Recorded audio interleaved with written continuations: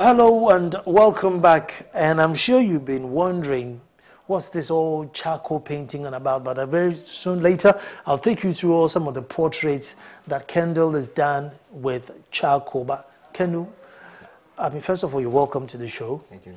And I am here because I am amazed. I mean, first of all, why charcoal?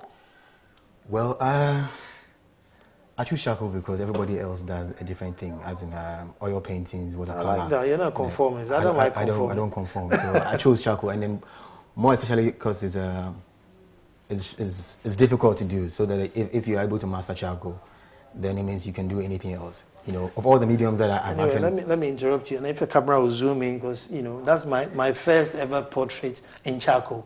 Yeah, that's my first ever portrait in charcoal. And when it's done, you'll be first to see it. So it's difficult to paint in charcoal. Yeah, and it's more challenging. I mean, compared to the other mediums that I've worked in and all that. And everybody sort of sways from away from charcoal because it's difficult to manage charcoal. I mean, you have to actually plan your work from the beginning before you actually start, so that you don't actually smudge the charcoal. Because whilst you're working, it's likely that you'll be smudging your charcoal whilst you're working. And the challenge is what gets to me. The fact that I'm able to deal with something that is so difficult that people, sidestep it. And I'm able to do it. So now, when you say that you want to plan the work from the beginning, so what do you do? I mean,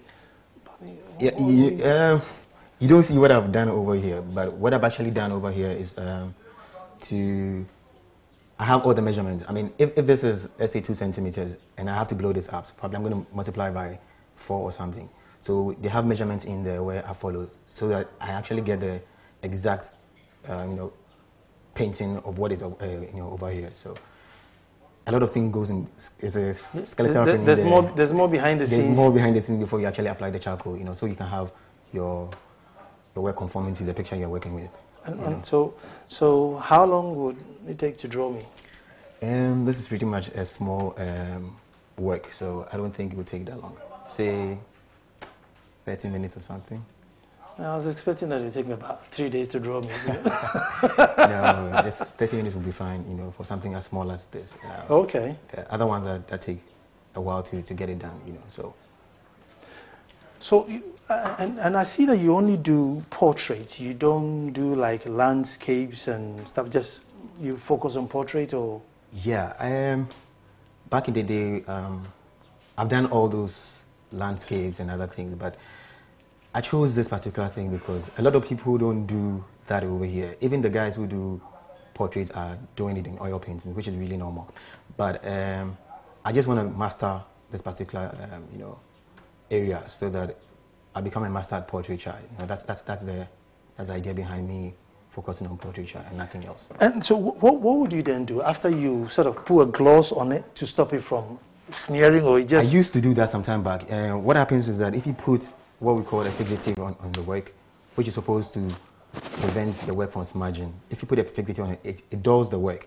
So that if I have an area, let's say an area like this, that is supposed to be very dark. When you apply the fixative, you're not ruining my picture, are you? I'm not. It becomes lighter. But what I learned, from some of the masters was that you actually get the work done like this and you frame it like that. It being behind a glass protects it, so it doesn't smudge. So now, like normal oil paint will react to light and stuff like that, and then it will fade. What's the reaction? I don't have any reaction with this because of the paper I use. It's acid-free. Acid-free paper is paper that is coated with chemicals, so that it preserves it.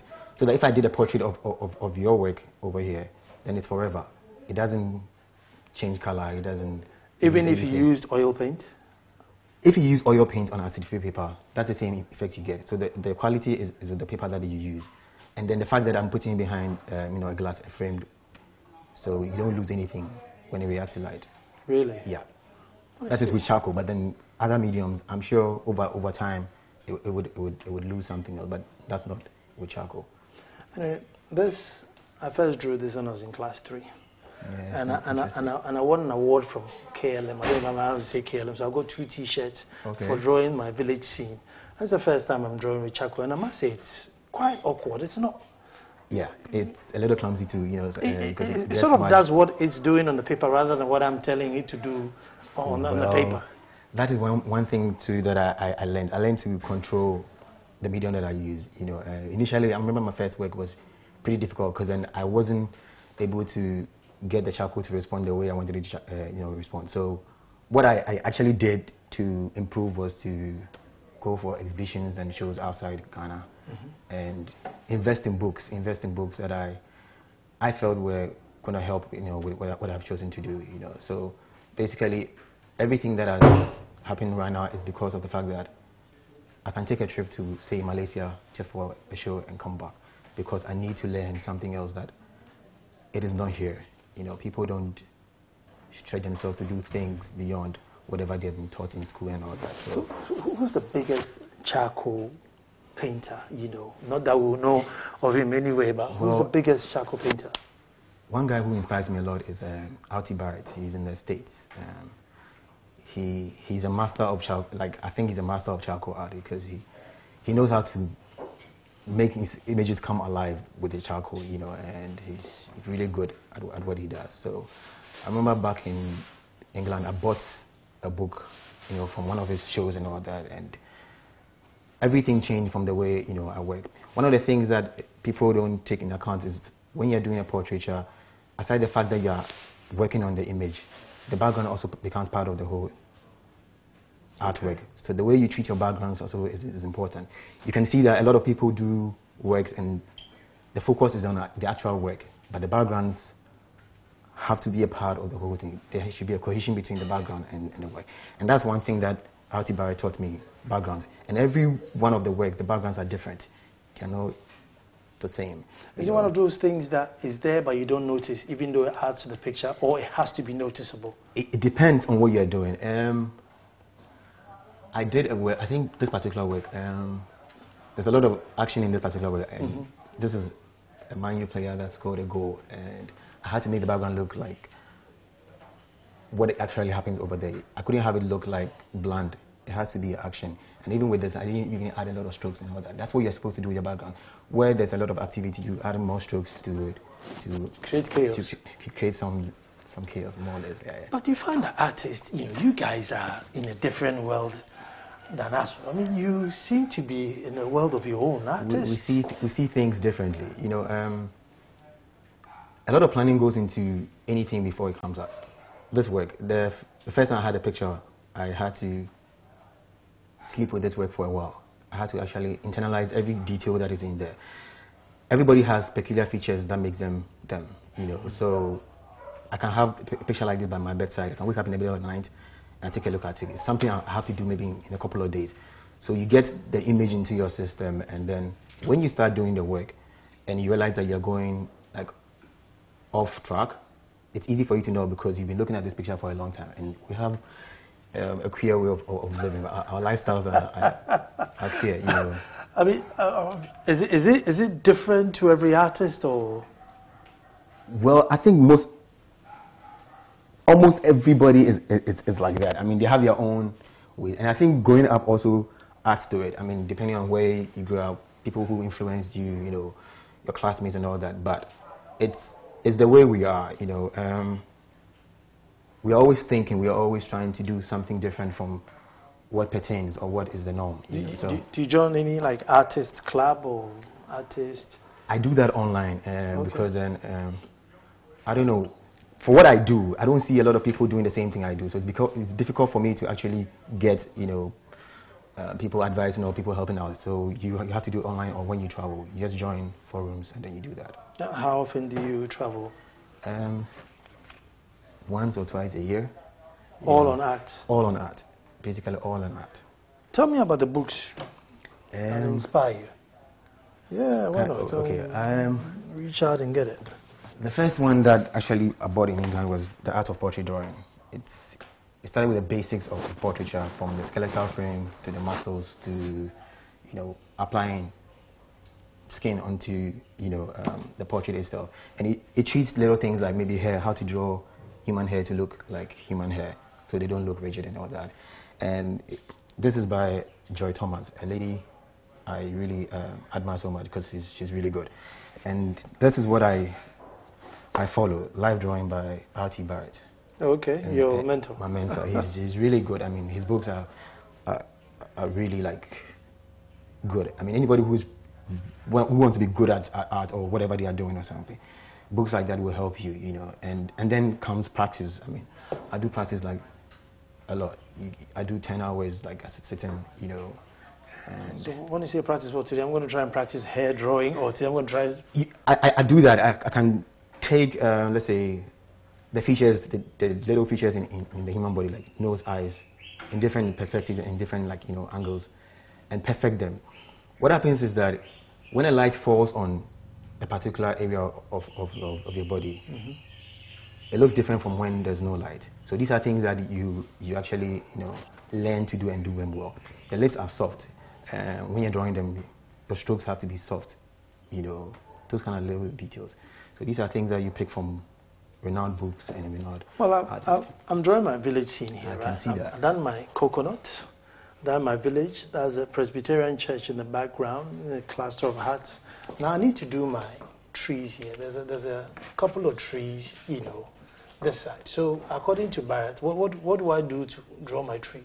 Because mine is here. I do my Y shape, yeah, and then I sort of, you know, do something like that, and then, you know, have some branches, have some sort of banyans looking thing here, and then I draw my leaves, and then I can have break away and have, you know, further branches in my tree, and then there you go. That's my tree. That's your style. Will Barrett approve of my tree? Well, what happens is that if I'm going to draw a tree in this particular picture, you have to take into account the fact that this is your work area, this is your space.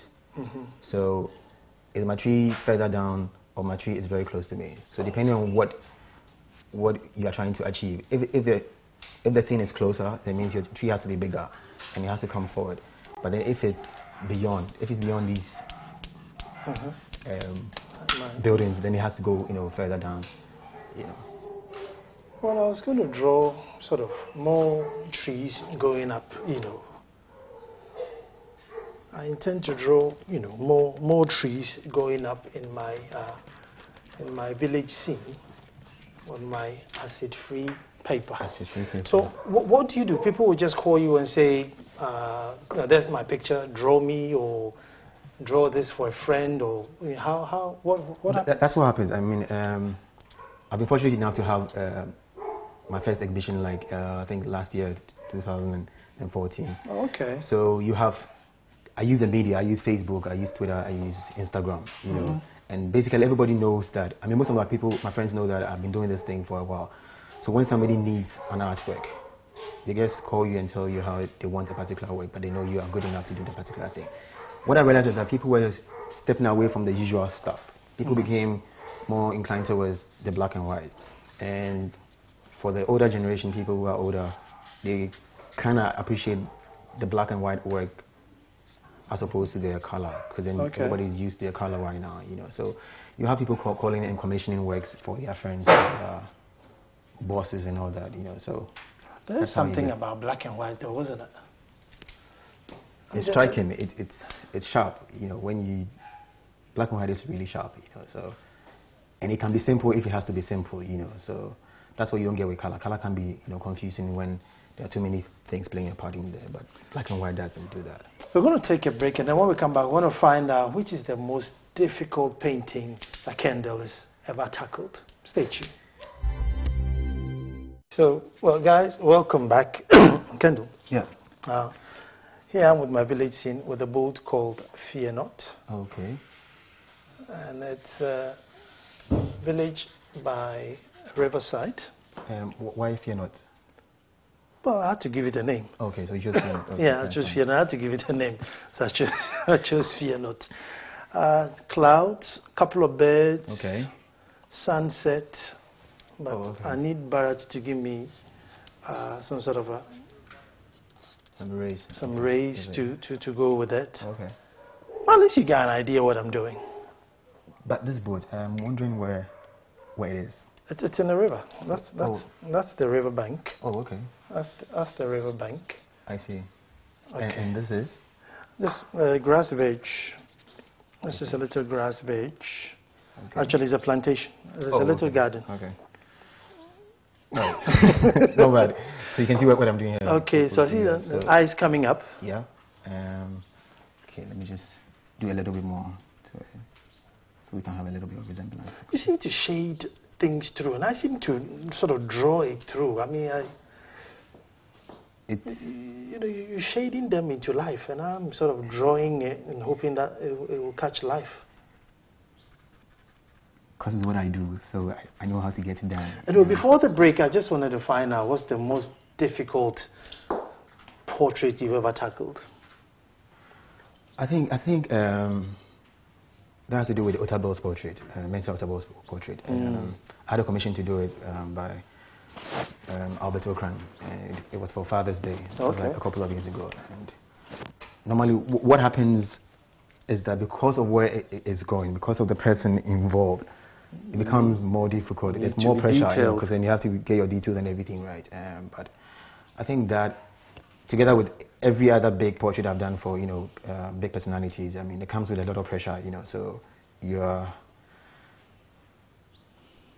bent on doing a very good job, and you don't want to disappoint and all that. So these are the ones that have been difficult. But recently, I just did a portrait of my father's lawyer's kid. And the kid had a lot of folds in the clothes and what she was wearing, and folds, wrinkles. These are the challenges that you face when you actually have to, because then folds are supposed to look soft. Yeah, they're hard folds, all right, but then... Well, take them out. You're only painting it. Sorry? Well, take them out. Oh, no, I mean, what happens is that it adds to the whole detail of the thing, because then if you have folds in there and then you ignore it, then you're probably given a flat thing, But to pick folds out to make it look like real folds and everything, that's what you see you're getting far with your... I mean, because my village, everybody's gone to the farm, so I'm not going to draw anybody. They're all at the farm. It's amazing that you're on the farm and you couldn't have anybody, You have anybody. They all go to the farm. So, well, these are things that are a bit challenging, but everything else, well, because you practice a lot, because you can take something like folds and deal with it like maybe for like a few hours, it comes to light when you actually have a project where you have those ones. That one is one of the things work that I found difficult, because that's Muhammad Ali. He had a very sweaty face, and to pick sweat is difficult. Wow. But I learned how to do sweat, and from a Coca-Cola bottle. I chill Coca-Cola bottle and I put it down. So you see the droplets, you picture it. When you're able to draw those ones, they are your tears, they are your sweat. That's it. From the sweaters of the Coca-Cola bottle. Yeah, exactly. So you get better with observation. You want to know how this is done. It's all around you. You just have to study how it flows, and then you draw. And with tears and droplets and all that, it's just light hitting a particular side, and the other side not receiving light. So that every tear, let me just do an example over here. If you have a tear like this side will definitely not receive light. Right? That's the bottom part. It will not receive light. A bit of this side will receive light, and basically this side will be light. So you're able to take it. When you're able to do all that, shade it right,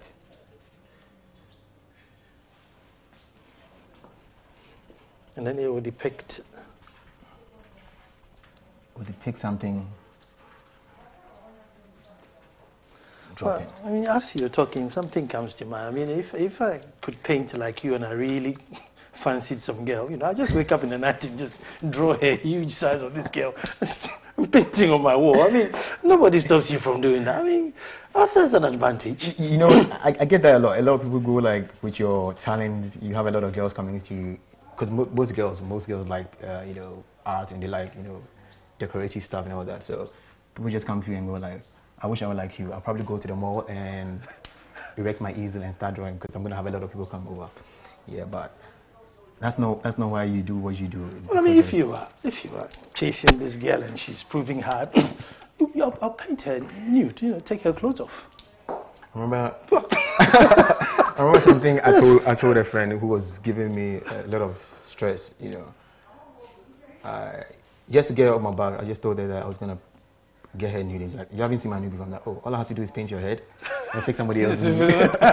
You know, and then she's like, no, please don't do that. Please don't, you know, that kind of thing. Yeah. So, well, and I've had a lot of people come to me who wanted nude portraits and all that. You know, this is something that most Ghanaians were not comfortable with, like in days gone by. You know, but now people embrace stuff like that. I want to have my nude in my room. At the end of the day, it's my room. Nobody comes to see that. You know. People have become more confident, people have become more expressive. So then in that case, are they bringing you a nude picture, or they just say, look, draw my head and imagine I'm a size 34D with a 34 hip, so imagine it. They will bring you a nude picture. And then you I think I need to get serious with my my painting now. Yeah. So what do you do? Are you comfortable painting, or it's not an area that you go? Again? Are you comfortable painting nude, or you don't go? Well, I'm comfortable doing anything that a client wants, so long as they're comfortable with it. I mean, you know, but obviously things like discretion has to play a part in it, you know, because you don't want anybody's nude picture out there or something. So I take particular, you know, attention in making sure that nothing of the sort happens, so you know they can trust whatever you're doing, you know. So I'm comfortable painting anything that anybody wants. See, one thing I find also weird about people with talent is that does it mean you are constantly, you know, in your studio shading away and painting away, becoming a recluse, or you get time to, you know, socialize or even come out and talk to the family? I mean, I met your dad. He seems like a very pleasant, you know, very pleasant chap. It depends on what is at stake. I've had instances where I don't really talk to my dad and mom when I'm really like in the mood, you know. Basically, most of the things that I create at dawn, like in the middle of the night when everybody's asleep. It's peaceful. You can get a lot done than when it's during the day when everybody's gonna call you and try and chat with you. I have a life aside my art, you know. I love soccer, I play basketball, you know, so I do other things when I want to take a break from work. Sometimes you'll be doing a particular work and it's stressful, it's getting to you. You just have to take a break and go watch some game or something, come back. You know, but basically, because of what I want to achieve, where I want to get to, I tend to spend more time in the studio than anywhere else, you know, because I've seen progress, I've seen it getting somewhere. So I'm always telling myself that why not stay in there and do a whole lot more, you know, than to stay out there and do, you know, nothing in particular. But are we as Ghanaians appreciating art more now? I think so. Are we still brasami photo business, you know? No, I think Ghanaians are appreciating art a whole lot more right now, because I can have people pay some good money for something I've done for them in my studio. And it's because of what people are exposed to. People are traveling a whole lot more now. People are seeing art. People can go to art galleries and go buy art. I think the thing with Ghanaians is that once you can do something that is good enough, that is quality, they'll pay good money for it. And obviously people have to be interested in that particular area that you are doing. But I think with portraiture, everybody wants something for their dad. My dad is 60 years. I think what will actually work for him is when I get him a portraiture. He hasn't got a portraiture. He has everything. I had a client who just told me that the dad owns everything, has everything. But if she did a portraiture for the dad or something, the dad will see her in a different light, as in my daughter really is thinking, you know, that kind of thing. So you get that a lot, and you know, people come to you and then they want something different from whatever they are used to every time, you know. So. And do you have times where you just decide, no, I'm just going to draw this person, or I'm just going to draw that individual? Or? Yeah, I could be watching a game. I could be watching probably a movie, and then I see an action that I like. So you pause it and you actually do it, you know, and then you keep it there. But you know, I've never ever had a portrait. Well, I say never ever. You know, once upon a time I was in Paris, and there are these painters who sit under the Champs-Élysées, and I could swear the guy drew a white man. I'm sure he's mastered this particular individual, because there was no way. It was you. It was me. So as far as portrait is concerned, I mean, this is the first time I've, you know, ever been drawn. So I am quite touched, and it does. I mean, I can see it does look like me, and so that's the thing. How do you make the painting look like what you're looking at? Because that's a whole thing altogether. Like I said before, everybody has a peculiar, feature. Everybody's bone structure is different. So you have to understand who you're drawing, how they look like, and some people have fake lips, some people have thin lips, some people have wide lips and all that. So if I'm doing a portrait of you, I have to just break it down to that level where I understand that your lips are short, they are thick. Once you're able to get those ones, and what I realized with portraiture is that the eyes tell a lot. Okay, a little bit of the lips and the nose and all that, but the eyes tell a lot. So if you're able to pick the eyes, if you're able to pick your angles right, then you're getting close to finishing your work, like to look like whoever you're supposed to draw. So everything boils down to observation. I mean, I remember my first trip to the UK. My sister actually told me to be very careful because I stare a lot. I'm always staring at things. I'm always looking hard at people and all that. So when you sit in the train, you just look down. Don't look at anybody because you don't want anybody, thinking why. Yeah, thinking why are you looking at them? Yeah, exactly. Yeah, but one thing that I learned was to observe well. I mean, I remember back in tech, we did a particular project where we put tennis balls and just objects on the table, on a glossy table, and we're supposed to draw the object on the table and the one in the reflection. And we did that thing for a whole semester. Back in the day, it was really annoying because we were going to class and doing the same thing. But what it actually did was to enable us to observe things and know the placement of things. If some things are at this angle, it is at this angle. It's not this angle. And the eye disease, sometimes it makes you think that this is what it is. But when you're drawing, it is what is there, not what your eye tells you is there. I mean, it's what actually is there in this particular picture. So that if I know you for over 10 years, and I'm drawing your portrait and you're like this, I'm not going to draw you in a different way. I'm going to draw you the same way you are right now, irrespective of how long I've known you and what I think you should look like or you probably look like. It's what pertains right now, So you learn to observe well and capture things, right. I mean, have there been a time that you sit back and think there's no way I'm going to let this work go because I just can't get this eye or I just can't get this nose to fit in place? More often than not, I have to destroy the work, because that's the difficult part. If you try so hard to make it look that particular way, it doesn't work out. There are times that you have to actually get away from the work and come back to it like way later to see if you can get things right, Other than that, you have to start all over again and see where you went wrong. There was a time that I was doing a particular work and I was pretty much like stressed, and I think Chelsea had lost a game and it was getting to me, and the work wasn't coming out really well. I had to leave it for a while, a couple of days, and come back to it later on when I was settled that we didn't play well, so we had to lose, So those are the things, but you will definitely get it right if you started the work well and if you keep to what you know it to be. Now, you see, I talk for a living, and there are certain days that, I do a show and I come out and I think, wow, I nailed it. Even though I'm a very, I'm a hard critic to myself. I'm never happy with what I do. But there are days that I, do a show and come up and I think, whoa, that was a good show. Or there are days I come up and I'm thinking, what did I just do? I mean, do you have days like that thinking, well, what did I just draw? Or, wow, that was spot on?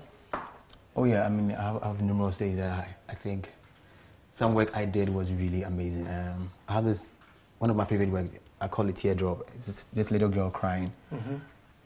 I did that work and I felt that I had actually achieved whatever I was supposed to achieve. Before I put it out there, on my website and other places, I knew it was good enough. So I didn't need anybody telling me that, look, this work is amazing. I mean, there are times that I've done a work and I didn't even want to sign underneath the work because I wasn't so comfortable with what I had done. And your mood, things happening around you affects some of the things that you do, So I'm somebody who, I don't like people getting on my nerves. I don't like a lot of drama in my life, because you could do a work like this, somebody can pay you 1,000 Ghana cedi for it. I don't want drama. Give me space, give me faith.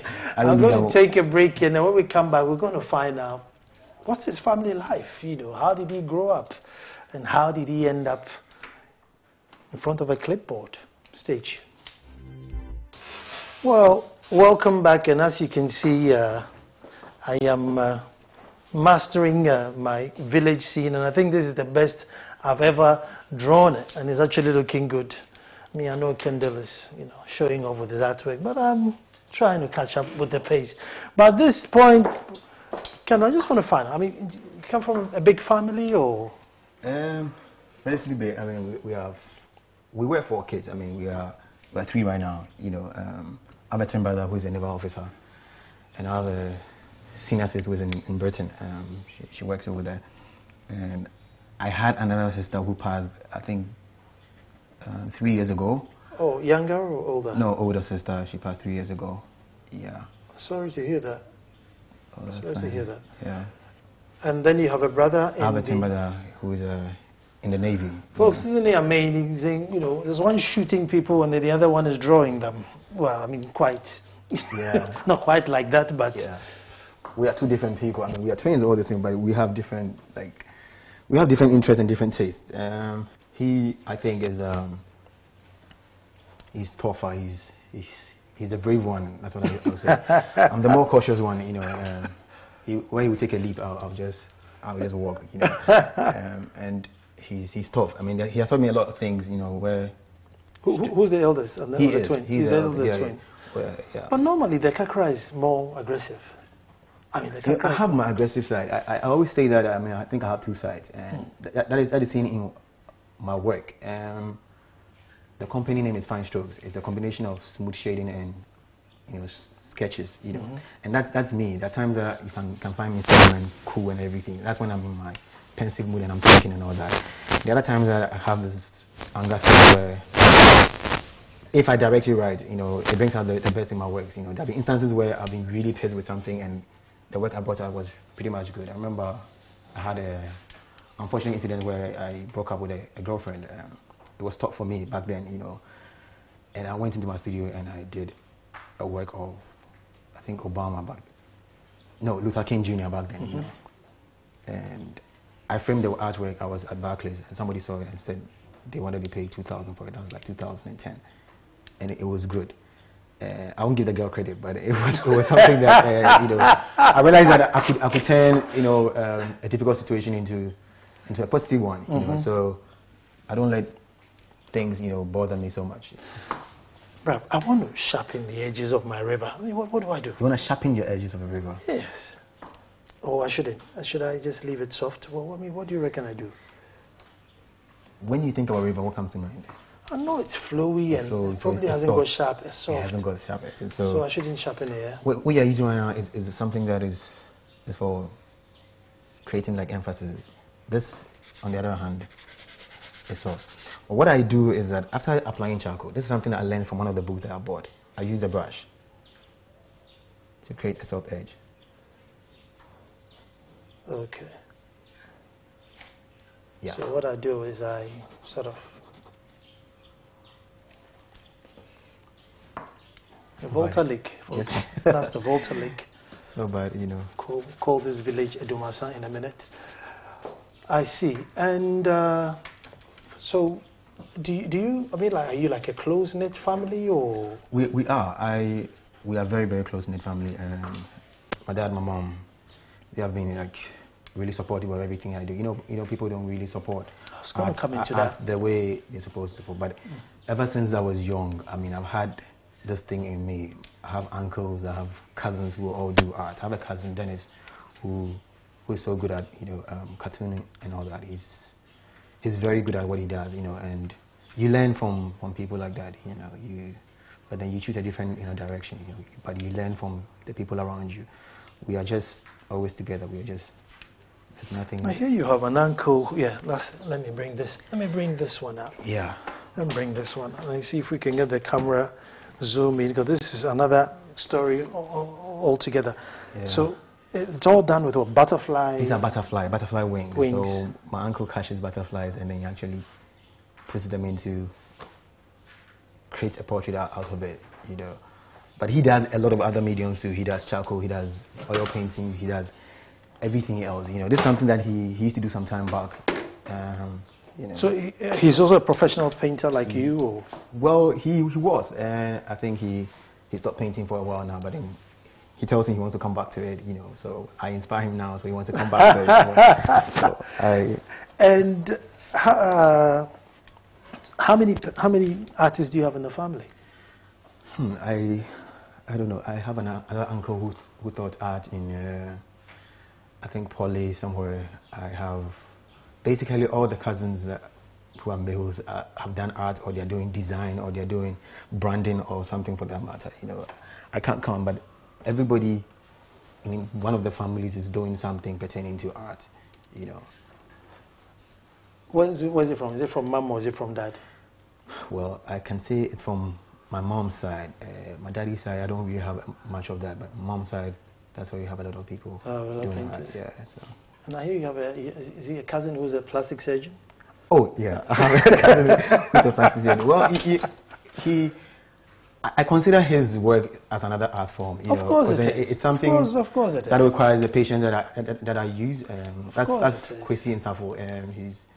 He's somebody that I looked up to when I was in Fansum. I came to Fansum like a little boy, and he took me up, and he just made sure that I didn't walk any other path apart from the straight path that he knows, you know. And so he's always inspired, he's always championed what I do, he's always been supportive of everything I do, and I know he's going to watch this program right now. He's going to get on my case about the fact that I haven't done his kid's portrait. I took this job like 3 years ago, and I still haven't done it, you know. But he's a really good kid, and really good kid. I mean, what did you do? I mean, like after school, what did you do before you, or did you jump straight into art? After uni, I worked in the bank for a while, and then I worked in a design firm for a while. But I chanced on portrait art like online. I was reading, as usual, I was reading online, and I saw people do portrait art, and I like the fact that you could actually use charcoal to do something as immense as it's something that people use, controlled stuff. If I were using a brush, it's more controlled because I have a brush stick to use. If I'm using a pen or a pencil or anything else, it's controlled. But with charcoal, you don't have that much control unless, of course, you're doing detailing, and you need the pencil to do the detailing. But you don't get that much control when you have to do charcoal. Now, what I want to find out is you coming from the bank and tell Daddy that that's it, I resigned from the bank. I'm going to now start painting. I had an issue with my father for that particular thing because, you know, every dad wants the best for their kid and all that. And back in the day, you know, you want to be a bank manager, yeah, and there you were in the bank. And all he wanted was for me to do something that would actually make me comfortable, make me money, and I would still be happy with the fact that I've been able to achieve whatever I needed to achieve, you know. So he didn't buy into the idea, you know. I had to find a way of convincing him that this is where I think I can. Your passion is. Yeah, I can do a whole lot more, you know. And how about your mom? My mom comes from a family where most of the people are artists and all that, and so she was easier to convince. It was easier to convince, you know. But you know, I still think that it's whatever they did. I mean, it has to do with love. I mean, everybody wants you to come out really good, and you know, and for art, it takes time. It takes time for you to get your break, your recognition, and all that. It's a lot of work in there. So if you don't have people who support you, it's going to be difficult for them to buy into the idea that what you're doing is the way to go. It's what you actually want to do. How about your siblings? Because, I mean, see, the reason why I say that is now you have to paint and wait for somebody to come by, or you have to wait for somebody to want to draw themselves. And here we are in a society where we don't usually, you know, draw ourselves. I mean, look at me, I'm about to go on a pension and this is my first drawing. So, I mean, if you were my son, I would say, hey, you know, slow down and get into something, you know, more concrete.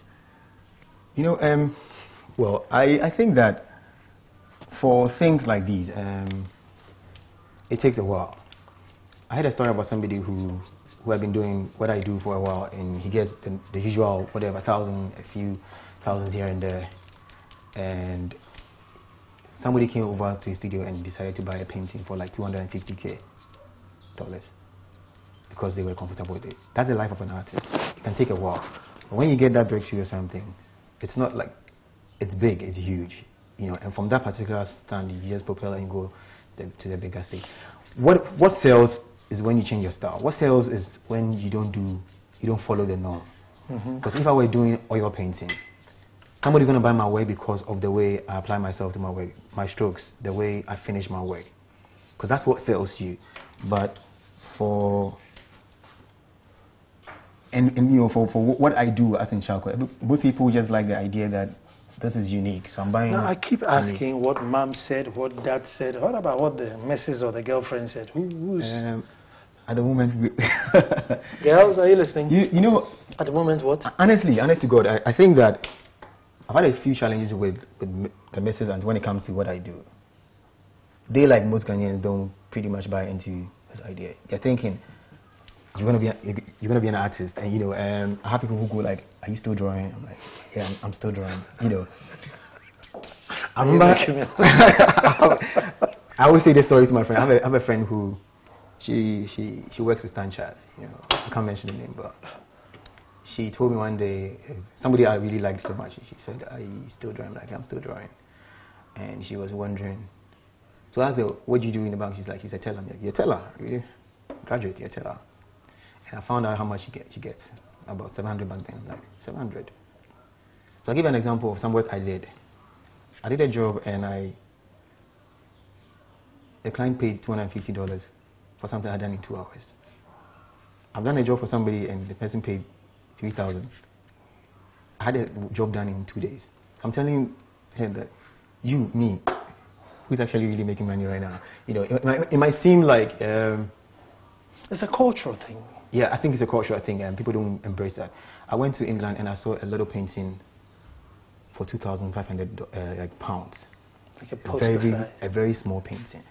And you see people coming in, the old men and women coming there and buying stuff from the National Gallery. When you see these things, it gives you the feeling that you can get there, because it took a while for them to get there.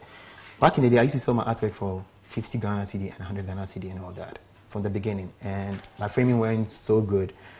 But you expand it, you get better, and then you use things that are quality, and there are people who like to buy quality. So I feel that it's the way people think. Do you make money from this particular thing? But aside everything else, aside the money you have to make or something, what are you getting as a person? What legacy are you going to leave behind? Am I going to join a pool of people who get employed and do people's bidding, or I'm going to create something and sustain it? That's what. I want to price my portrait, though. Oh, okay. I'm going to help you price the portrait. You need to price this portrait. Now, bear in mind that I'm a chief. Yeah. Okay.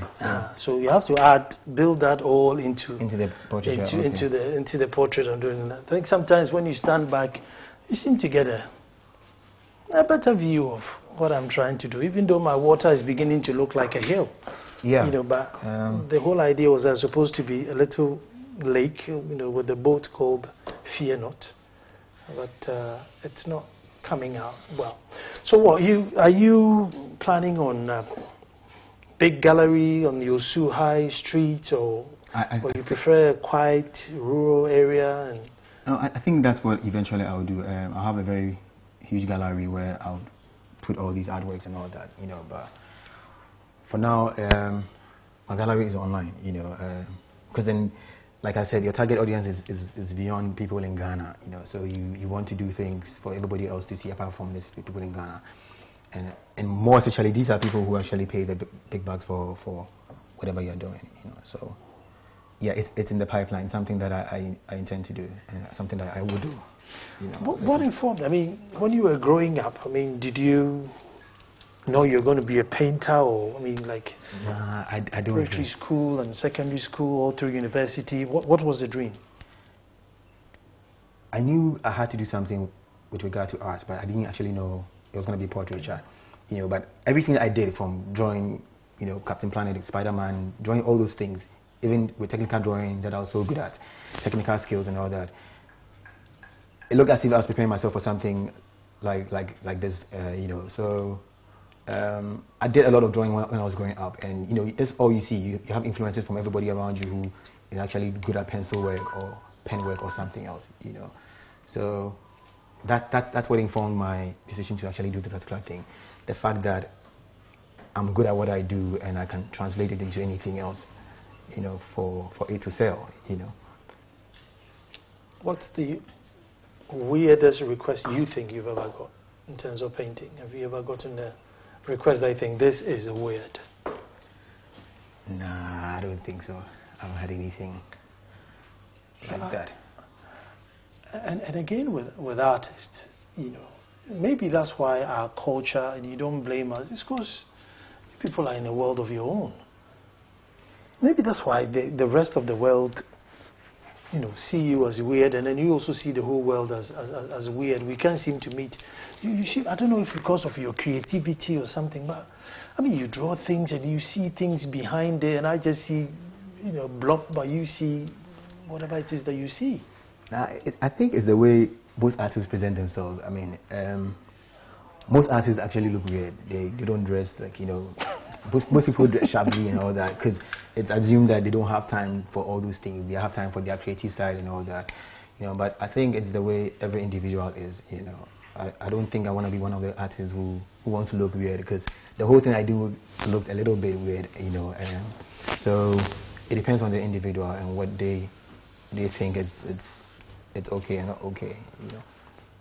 And have we accepted charcoal? Well, we're just about to get it into, you know, painting, and that's... I think I'm liking your boots right now. Coming to life. We're just getting into painting, and that's our usual oil on canvas business. Yeah. You know, so, I mean, and there is you know, coming in to spoil the whole tradition with your charcoal. Do you find people are buying into it now? Yeah, I think a lot of people are buying into the charcoal right now, because for them it's just the idea that this is different. I want to do something else that is different from what I've been used to all my life, or what I'm actually. And before I forget, let's talk about your awards, because I've seen a picture there where you were picking up an award. I mean, what was it? Oh, okay. Well, I did before my exhibition. That was like in December. It's not an award. It's an interview I did with Joy FM. Actually, I painted a portrait of the late Mandela before he died. I painted a work a day before he passed. You know. Really? And yeah, wow. It's part of the works I was using for my exhibition. My legends, people who inspired me, you know. So Mandela is one of the people who inspired me. So I actually did a work, and I think Joy FM thought that it was really cool. It was a coincidence that I had actually done a work like that, and the guy passed. And you know, I was asleep. I remember that day I was asleep when somebody called me and said that, you know, don't sell your work right now, the man is gone, so you can sell it for more than whatever you're supposed to sell it for, you know. Yeah, so, and I mean, well, I'm not somebody who really is into the limelight, and I like awards and here and there. I don't want to be seen as one of those people who wants to be out there every time. But I found out that whatever you do, if you do it well, you're going to get recognized anyways, you know. So you have people talking about this particular thing because of the fact that you're using charcoal to draw, and to them is immense. It's different. It's really cool.